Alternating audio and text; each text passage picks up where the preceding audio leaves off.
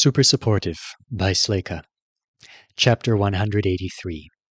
The Wait. So that's Vithedia. Alden was looking across the field toward the city skyline. It was a little later in the afternoon here than it had been at Rapport 1, and the sky was overcast.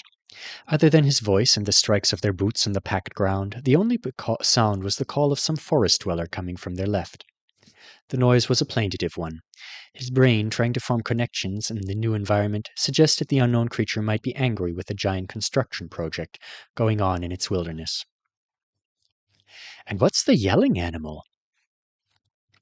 It seemed better to chat as if Stuart wasn't hurt and angry, and as if Alden himself wasn't growing more anxious with every step. "You're sure this will be fine?" he texted to no one.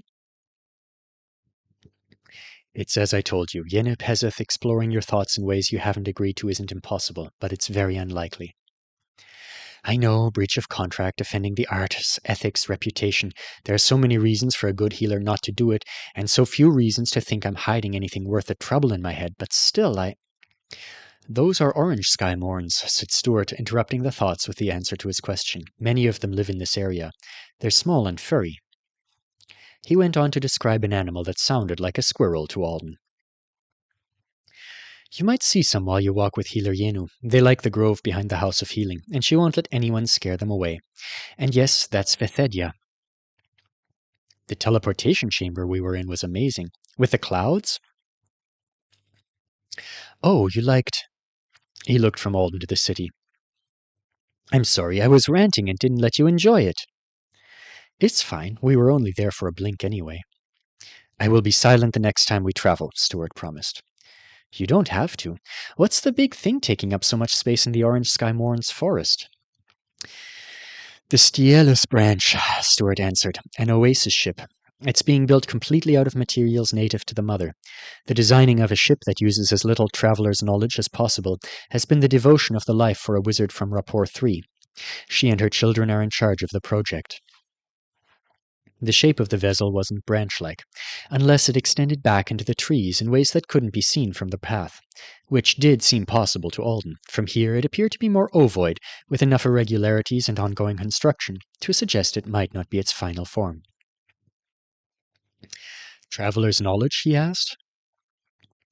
"So much is gained, isn't it?" Stuart asked, "by encountering a new species, or a new place. We've become more than we would be if we didn't travel, but we also take terrible risks.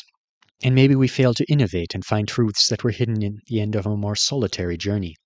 The Sleyca branch is supposed to be what a spacefaring ship might have been if our people had never known any world but the one we were born to."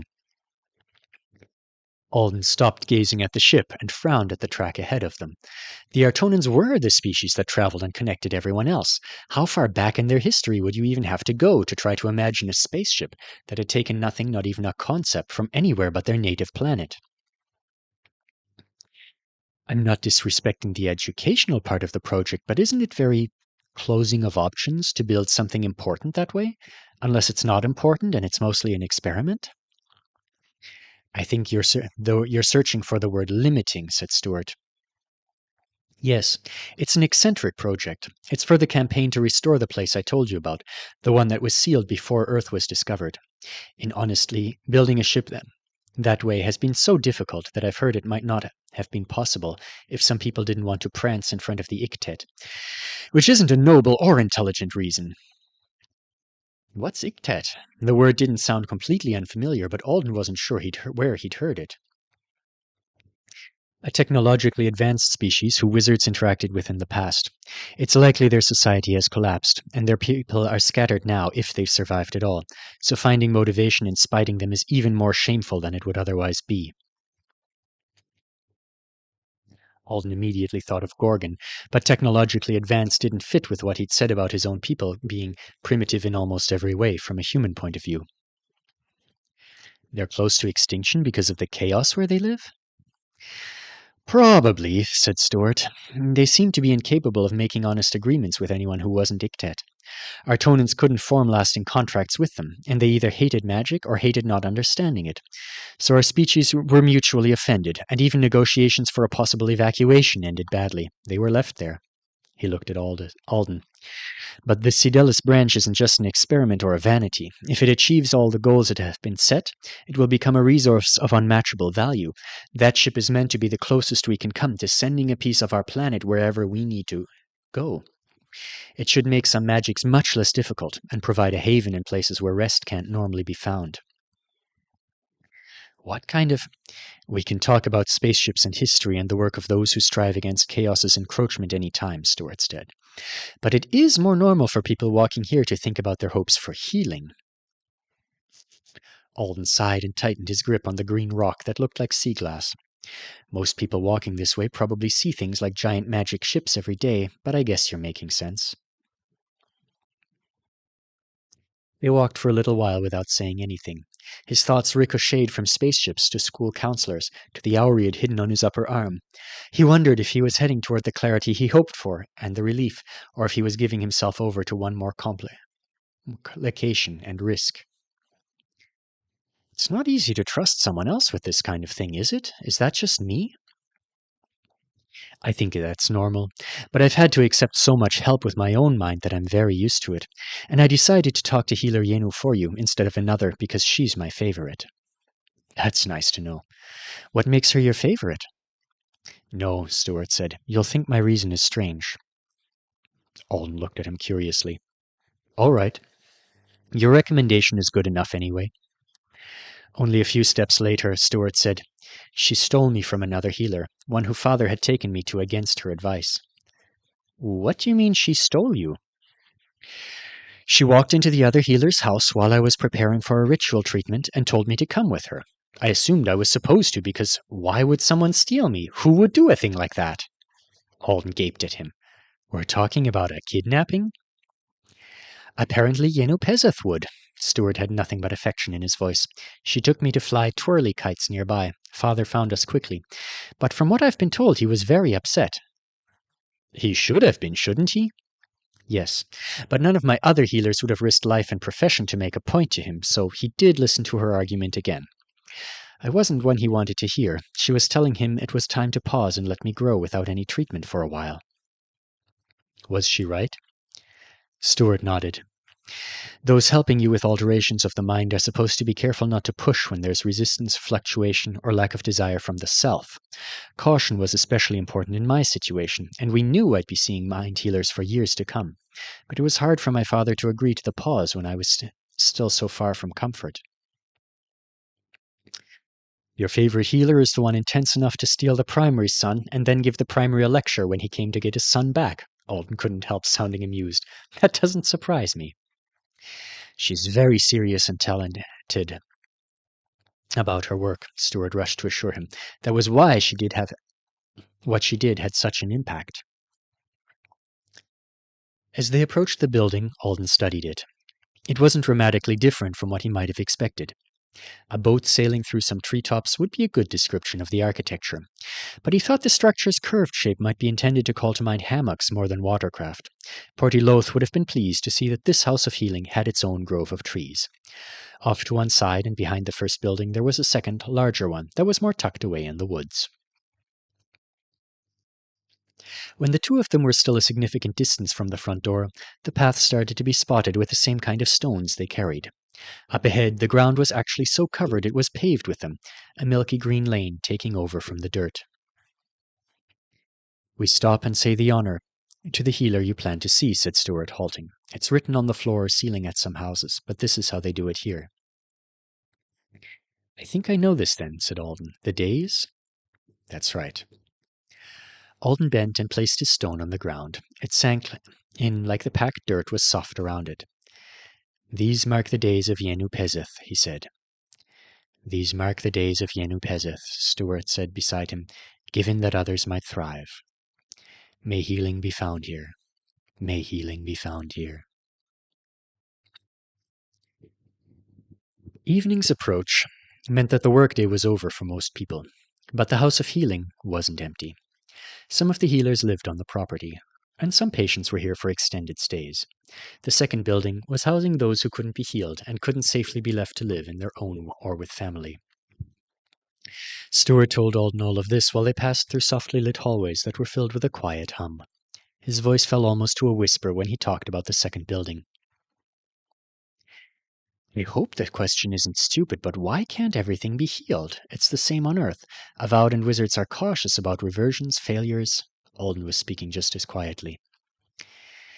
It depends, Stuart said. Sometimes damage becomes embroidered into the self. Or some powerful effect continues to act on a person from outside, so that attempts to remove it harm more than help. And the way much magical healing works is it's healing from a practical perspective.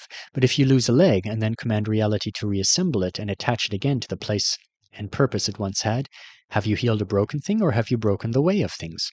Healing magic can weaken or be met with resistance in the same way all spells and enchantments can. A door they were passing slid open, and Alden received his first shocked stare since they'd entered, from a man in a brown robe. The Artonan stood there watching them walk away, so Alden didn't ask his follow-up questions until they'd exited out the back of the building. Your leg isn't likely to fall apart or disappear, is it? Stuart searched his face as if trying to decide if it was a joke or not. I'm serious, Alden said. I assume the answer is no, but I really do wonder. No, it's well repaired, and as sure as the other now. Reversions are usually a confluence of fragilities, complications, or accidents. If the leg had been missing for a long time, or if I had lost the same one again soon afterwards, or if I had been much more severely injured, I'd probably still have been fit with the right help, but those are some ways healing can become less certain. And not everyone who stays in that building stays because healing failed. Sometimes it's because alteration of the mind shouldn't be attempted, for moral reasons. He glanced toward the long-term care building and then back to Alden quickly. If someone has the smallest openness to their help, even a tendril of curiosity, the healers here can encourage it. But if there's no desire at all, or if there's rejection, nothing is supposed to be done, unless others are put at risk by the person's state of mind. Stuart led him off the walkway through the close-growing trees with papery bark. These weren't massive like the trees in the rapport. Most of their leafy tops didn't quite reach over the roof lines of the buildings, and few of them had trunks Alden couldn't wrap his arms around. He was just wondering how far they would have to walk, since the grove seemed to stretch on for a long way, and there was no sign of anyone else out here yet, when they passed between two trees that had grown together in an arch, and a part of the ground that had been hidden from view by illusions suddenly appeared. That's different, he thought, staring at the landscape feature that he assumed he would soon be taking advantage of. He had been told he'd be going for a walk and a talk in a place that eased the mind, but he'd been imagining more of a nature trail. What he was seeing here looked like it might instead be a maze, with paths that had been dug out rather than walled in. The entrance was a few steps in front of him. It was wide enough for 4 people to go side by side without bumping into each other, and it sloped downward so that several long strides would have him in a corridor made of the ground. It would be open to the sky, but the sides would be taller than his head. Off to the left, the person who would be his traveling companion waited for them up in a tree. She was pinching pieces from a small loaf of bread and popping them in her mouth while her legs and bare feet swung. Her hair, a pale purplish gray that almost matched the strips of bark that had peeled from the tree, hung in a single loose braid. Her skin was darker, and her face was unmarked by wrinkles. The first impression she gave off was younger than Alden had expected, though he still thought she must be quite old. Surely you had to be at least 100 and downright venerated to kidnap little Stuart and have his father actually listen to you when he caught up. She had a pair of thin lines tattooed across her forehead. Alternating blue and silver rings were on her toes, and while she ate, she was bobbing her head slightly, like she was listening to a song she liked.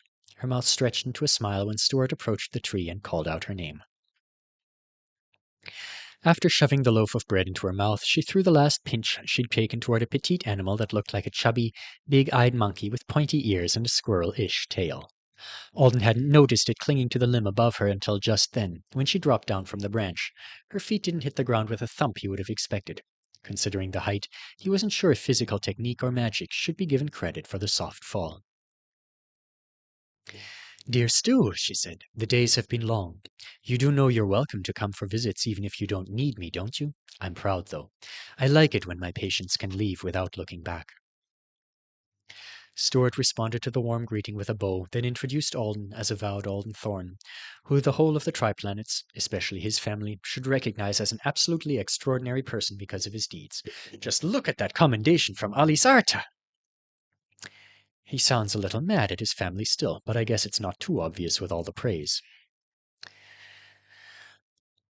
So you're angry with your family, Yenubhezeth said, cutting the intro short. How angry? Alden was impressed. Stuart was still in his bow, not answering him. Yenubhezeth gave him a knowing look. I suggest you stay here in one of the places you like until I have given care to my first human patient. I'll talk to you later. Stuart rose, a protest on his face. Just a talk, she said. Are you not at a point in your journey when clear thoughts are as needed as water? Before he could respond, she turned to Alden. She looked at him quietly, with both eyes, for a minute. He forced himself to stand still. Hello, she said finally, shoving her hands into the pockets of her pants. I am Yenubhezeth. What have you come to me for today? He didn't know how she did it. The question was a simple one, almost a banality, but the air seemed to thicken in response to it. He felt something. A magic she'd performed or called on in this place, he thought, rather than herself, surround him, but not touching him. The feeling it evoked made it hard to answer her. He wasn't being prevented from speaking whatever he wanted. He knew he could if he really needed to. Instead, it was as if the first response that sprang to his lips were too weak to penetrate the atmosphere. He didn't want to say them, knowing they weren't up to the task. Okay, this is different. I know I can just say healing, but it would be like deliberately giving a wrong answer on an important test. He eventually realized he was just standing there, face pointed toward the healer without really paying attention to her, because he was so tangled up in the search for the answer to the question. Don't be nervous, Alden. Stuart took a step toward him. Maybe the weight of the path is making him nervous, Healer Yenu. Maybe it doesn't work correctly on humans. Maybe you need to... How fast do you think this usually happens the first time? Yenubhezeth said calmly. I will be careful with your friend. You go contemplate in one of the places you like, until your ears aren't such an angry shade. We might see you if you choose the inward path too. Stuart hesitated. That bag he brought has his things in it. Also, he said when we were talking about how mind healing works that he prefers to keep some of his thoughts private. Most do, Yenubhezeth said calmly. And you told me that already, dear Stu, when you called to ask for my help. I don't forget such things. Stuart looked at Alden one last time and gave him an encouraging smile before he headed down the corridor, which gradually curved until he was out of sight. What have you come to me for today? There were so many answers that were true without being true enough. Yenubhezeth kept her hands in her pockets and her posture relaxed. She just watched him. Slowly, the pressure that he felt knowing he was taking a stupidly long time to respond to her faded. When it was all gone, when he was just standing with a question and no sense of urgency, came the answers that he decided not to speak because... Even the answers that he decided not to speak became interesting to him, accessible, like objects he could pluck from a shelf and examine if he chose. There was a thought about how much he'd hated almost losing control of himself on the bus. And there was another about how threadbare he felt sometimes when he woke up from a nightmare in a dark room in a new home that didn't quite fit like a home. How he felt 1,000 years older than most of the other teenagers he knew, and also how he was sometimes afraid he was missing a critical part of being alive that the rest of them were breathing in like air.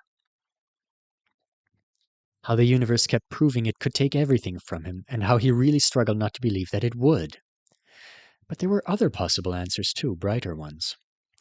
Bo asking him to stop chasing after an old ideal that was making him miserable so that he could find something that worked better, giving him permission not to feel guilty about it. Telling Stuart he hoped his life would make the world a better place, but also that he hoped it would be joyful a lot of the time.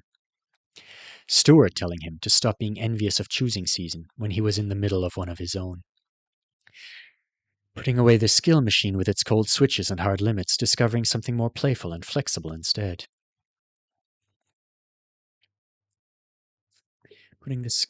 looking at himself in mirrors, in a tailored coat that accentuated the breadth of his shoulders, in a pesiva marked with his commendation, bare-chested and with a hand over the place where a tattoo had once been. A decision to come here to Yenu Pezeth, even though it wasn't 100% risk-free. I'm here because I'm ready to change, Alden said. Because I'm ready to grow in new directions, but I keep getting dragged back by whatever happened in the past, and blocked by what I'm afraid will happen in the future. Yenu Pezeth removed her hands from her pockets. Helping people change themselves is my work. Did you like how the weight felt? The weight. Alden looked in the direction Stuart had gone. He realized he didn't have a good sense of how much time had passed since then. But the nerves he'd arrived with had faded, and in their place he had some clarity, not just about the answer he decided to speak, but also about how it connected to all those other moments he'd thought of. If she asked him the same question again, he wondered if it would all get even clearer. I liked it. Was it you or the inward path? He nodded at the entrance to the corridor.